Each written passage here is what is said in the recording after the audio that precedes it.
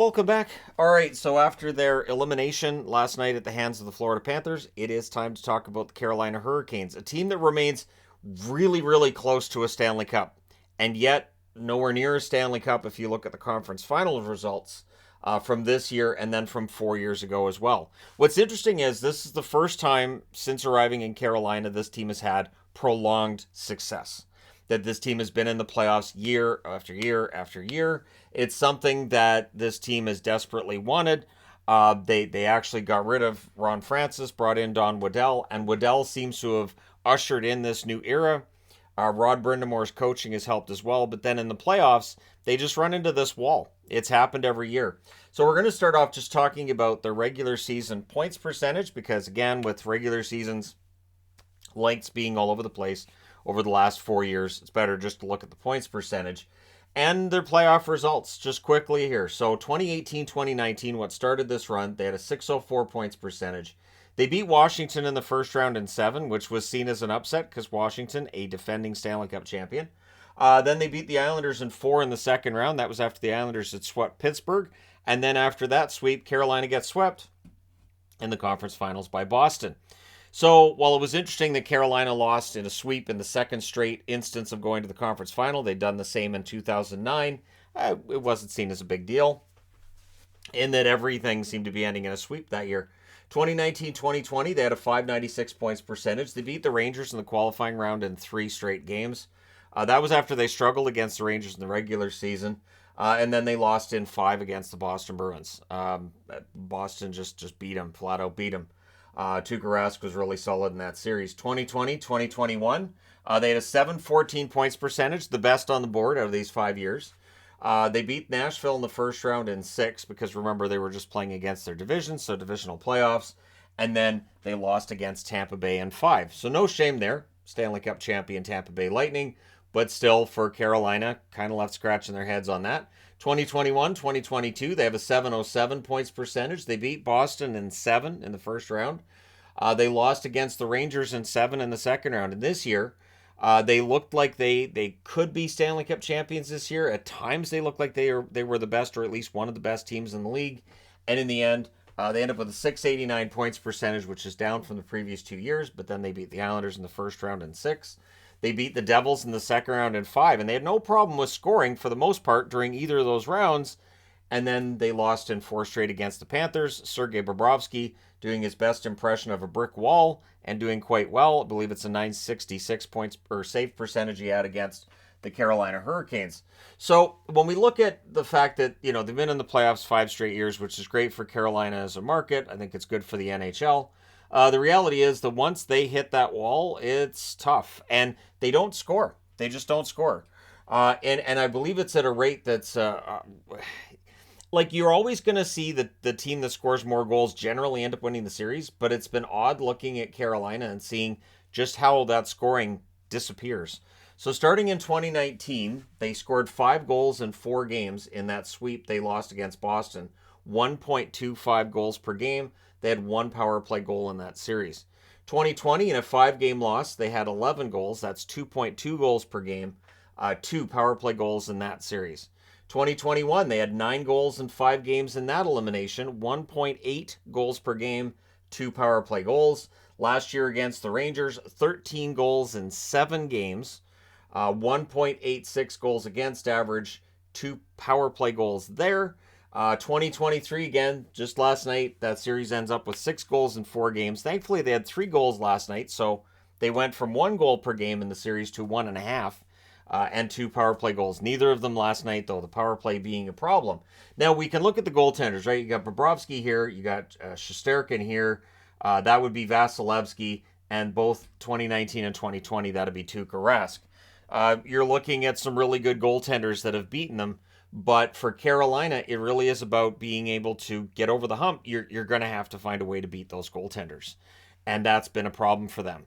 Now, if we look at which players are still employed by the team who were on the roster for the 2018-2019 season, it's not a long list, but it's an interesting one. You start with Sebastian Aho. You have Andrei Svechnikov, who, of course, missed the playoffs with injury. Jacob Slavin. Slavin got hurt first period last night. I do think that had an impact on the result. Pesci played a ton after Slavin got hurt, played really well, but again, there's only so much you can do. Jordan Stahl, whose time as a Carolina Hurricane might be done, it could very well be that we've seen him with in his last game with Carolina. Of course, there's always the possibility that Jordan Stahl will stick around and sign for a team-friendly deal like Okposo did with Buffalo, but we'll see. Martinook is a veteran with this team that I think showed in the last series how important he can be. He did get a couple of assists in last night's game, but too little too late there. Marty Necas didn't play in the playoffs in 2019. He had 7 regular season games with them. Necas is one to keep an eye on, and it's going to be interesting to see what the team plans to do with this core, because again, we've talked about Toronto plenty when it comes to this core can't win, this core can't win. This is a Canes team that needs to decide which players should stick around and what things are going to look like next year, if they're really and truly going to get themselves over the hump. So it's not as desperate a situation as Toronto, but there's still some moves to be made here. So when we look at their UFA and RFA list for this summer, you've got Jesper Fast. Fast, I thought, was good for them in the playoffs, but if they decide to move on from him, I would think that's replaceable. McEachern, I thought McEachern played well enough in that series against Florida to warrant a look on the 4th line for them next year if they bring him back, and it wouldn't be expensive either. Jordan Stahl, as I said, he's UFA this summer, but he may sign for a team-friendly deal. I wouldn't rule out, in the event that Florida wins the Stanley Cup, Jordan Stahl signing in Florida, Eric Stahl staying in Florida, and maybe we finally get all 3 Stahl brothers together. Stastny, I thought, had ups and downs with Carolina this year. We'll see if he sticks around. Stepan, I thought the fact that after the first game in the series he didn't play the rest of it against Florida probably leans towards him exiting. DeHaan probably on his way out too. Gostisbehere, who didn't cost them a lot, so the one trade I put on the board from this past year is the 2026 third that they traded to Arizona for Gostisbehere. There's no risk to that. So even though Ghost didn't end up giving them the offense from the blue line I think they would have wanted, didn't pump up their power play in the playoffs the way that I think they would have wanted either. I still think that was no risk. That's fine. Ghost probably ends up going to market. Freddie Anderson, Antti Raanta. This is where things get interesting. So Kochetkov is signed for a while, and Kochetkov is going to get an opportunity to be either starter or backup next season.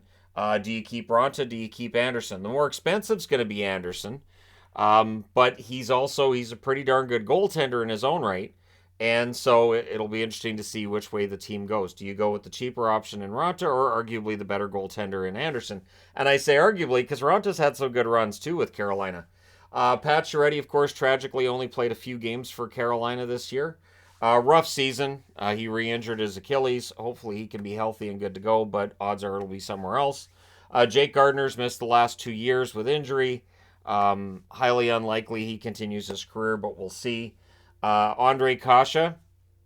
Kasha is one of those players that has the offense, could have helped with this, but he couldn't stay healthy. He just does not stay healthy.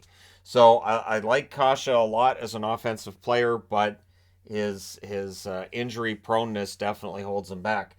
And then on the restricted free agent side, it's a little interesting too. You've got Puljujarvi.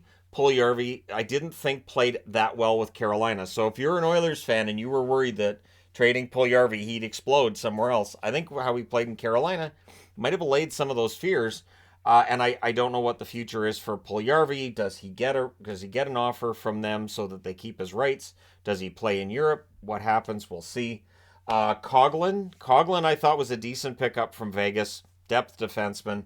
I think they probably give him a qualifying offer and keep him around. Lajoie, no idea. Lajoie, a defenseman that I've liked at times. It's clearly not worked out for him at the NHL level at this point, but if they decide to bring him back, it wouldn't be an expensive return. Their cap space for next season, it's a lot. $24,123,083. And if they play their cards right, they could bring in a goaltender, maybe for cheap. Maybe it's Raanta returning. Maybe they look for one on the market. And they might have some money to go out and add up front and add some offense. That's what they need. And that has to be the frustrating thing for Don Waddell. He went out in the offseason. He picked up Brent Burns on the blue line. Burns has been very good. Picks up Max Pacioretty to help them up front, and then he immediately gets hurt. And so really, it's been a matter of them going out last offseason to fix something, and now this offseason they're going to go out and try to fix it again, would be my thought. They need that offense, but they need somebody who's not injury prone. Again, we're in a flat cap era. There will be a team looking to trade a forward. Maybe Brock Besser works there. I don't know. But I'm just throwing that out there as a name because they do have some cap space, and that's a young enough player that he could have a bounce back somewhere else. And so, yeah, we'll see. And of course, the Canucks in a bad cap situation. That's why the name comes to mind. Now, with contracts they've got signed, there are some big names that are coming up. Sebastian Aho, the contract he signed with Montreal walked him to free agency. So he's a UFA next summer. $8.46 million cap hit for him. I would think they sit down and they work out a long-term agreement with him this summer. I can't see him hitting market. Teravainen, who was hurt, of course, for part of this run, $5.4 million cap hit until next year. With Teravainen, I think you see what you see is what you get, and I think that he's probably going to stick around, and I think his next contract will probably be for about the same amount of money, keeping in mind that next summer the salary cap's supposed to go up a lot. Natchez is one we'll be talking about again. It's a $3 million cap hit for him for another year. Is that a bargain? Yes, but he's a restricted free agent next summer.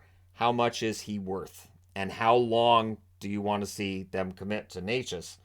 Then you've got Jarvis. He's up next summer. He's a restricted free agent as well. His cap hit $894,167. Slavin is up in 2025. $5.3 million cap hit. That's a bargain for what Slavin brings him defensively. Brent Burns, $5.28 million is the cap hit he's got with the Canes till 2025. I think he had a real resurgence this year. I really think he's provided them with some stability on the blue line, as did Brady Shea. But Shea had a really good regular season offensively, and then it just wasn't there in the postseason. $5.25 million cap hit. He's up next summer. So's Brett Pesce. $4.02 million contract or cap hit for next year. And again, he's up next summer. Svechnikov is the one that signed long-term, $7.75 million until 2029. But yeah, next year you have Aho, you have Teravainen, you have Slavin, you have Shea, you have Pesce, all due as UFAs. So it's important for Carolina this summer to sit down and figure out what the plan's going to be and try to work out extensions with these guys and figure out how you're going to improve this team to get them over the hump. Because, again, this is 5 years now they've been trying, and the offense just hasn't been there in the series where they've been eliminated. So when we look at the series they've been eliminated, I wanted to look at two players. Sebastian Aho, who I thought had a decent series against Florida, but no goals. So in the series where they got eliminated in 2019, he plays all 4 games, a goal and 2 assists there. 2020, in 5 games, he had 4 assists in that series where they're eliminated. The following year, in 5 games again, 1 goal, 3 assists, 4 points.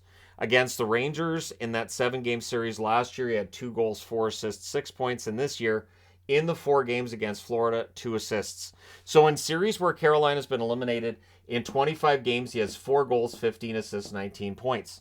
19 points in 25 games isn't bad, but 4 goals in 25 games, considering the $8.46 million cap hit, you want more out of Aho than what he's been providing in terms of finish. That finish has to improve. And it may seem like, it's the same conversation we had last summer, and that's only because it is. Now, Marty Natchez, on the other hand, didn't play in the 2019 run. 2020 plays all 5 games in that series are eliminated, has 2 assists. 2021 played all 5 games, no points there. Last year against the Rangers, he was limited to 2 assists in 7 games. And this year against Florida, he had 1 assist in 4 games, meaning that in 21 games in series where Carolina's eliminated, Marty Natchez has put up 5 assists. I'm not saying it's on Natchez, but that's not acceptable. That's not something that screams success, right? So this is a team that needs to get this together. This is a team that needs to figure this out. They've still got a good, solid, relatively young core, and it's a matter of finding that offense. Rod Brind'Amour is one of the most beloved coaches in the NHL. I will take nothing away from him. I will agree with him that this sweep was maybe one of the closest sweeps in history. Doesn't feel like it should have been a sweep, but it was. And again, it comes down to they didn't get the goals when they needed them. They just did not get those clutch goals. And while I think Brindamore is one of the best coaches in the league, something needs to change with the systems they employ. Something needs to change somewhere in this organization because this is 5 years now where they've fallen out of the playoffs. And their run has gone. Let's see, they had the one round once in that they got out of the qualifying round and lost in the first round. They lose in the second round twice and in the conference finals twice. They're not that far off. This is where Don Waddell earns his money. He has to figure out how to get those extra goals in the playoffs.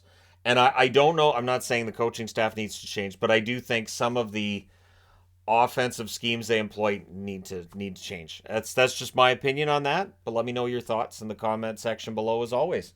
How do you feel about the Canes right now? Is this a team that's going to win a Stanley Cup over the next few years? Or have they already had their best chance and now we're looking at a team that's kind of maybe spinning their wheels and could be more difficult going forward? Let me know your thoughts. Whether or not this team's window, door, whatever opening you want to use to describe a Stanley Cup window or door. Let me know what you think. Are they still in that conversation next season and beyond? Or could they start falling off a bit? Let me know your thoughts. Hit like and subscribe. If you're browsing your way through, you just happened upon this video. And if you can figure out how to get goals in the playoffs in these series, maybe give them a call because clearly this is still a problem for this team, which when you look at the numbers, doesn't seem to be getting any better. If anything, it got a little worse this year. But let me know your thoughts. Thank you guys so much for watching, for all your support. And if you haven't already hit like and subscribe, please do. I'll talk to you again soon.